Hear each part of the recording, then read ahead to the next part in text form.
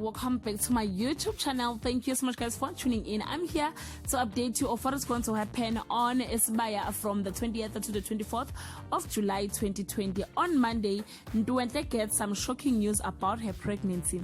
Begumuzi is determined to fight for his woman, and Maboyi starts snooping in Mbomvu's office.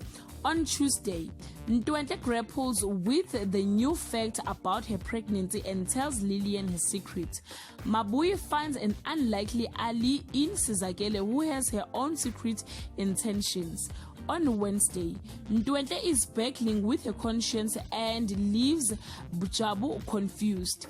Sizakele has to get herself out of a sticky situation with Mbomvu.